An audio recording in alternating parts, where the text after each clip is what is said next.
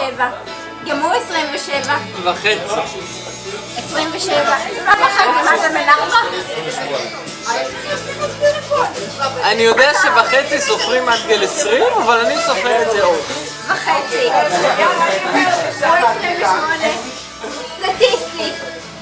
כמה אתם? אתה חתייה. אני 24. למה? אתה רואה? מה זה אני לא יודעת. יעקב? בן כמה חשבת שהוא? בדפל? לא יודעת, 30 כזה בצד של החתיארים, נו. אלך בדפל? של מי? הכל בגלל שאני לא שופט. החתיארים. בן ארבע, טוב. שוקי, לא יודעת מה היא אומרת. מה? אל תיעלב. אני נתתי לך את המעבדות בבית ספר בתואר ראשון. אני זוכרת... חלילה. בפרמקולוגיה. בואי ננסה קצת להסביר טוב, אל תלך. נראה בוגר בשנים. כן,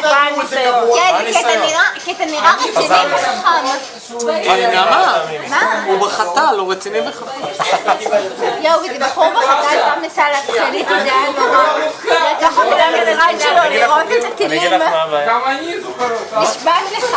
היה לו כזה... לא, היה לו כזה טיל שחטוף באמצע שרואים את השכבות.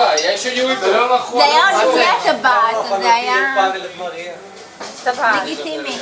הטבעת. נעמה. ההיא טבעת. נעמה. אני בטוח מכיר אותו. נעמה. אינדורנס. להקרבה בחוזק נפשי. מה יש אותה? פיץ'. פיץ'? מאיפה קיבלת פיץ'? אתה רוצה עוד וודקה?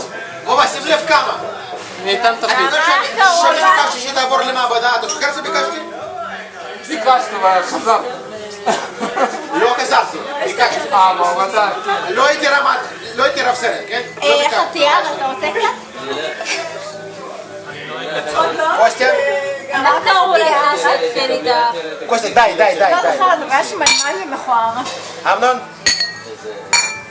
הוא רואה ידינו. שממה במותר הזווית. אתה חתיך. לא חתיך. זה היה ביום הולדת של פאבל. מה זה מים? כן, זה מה...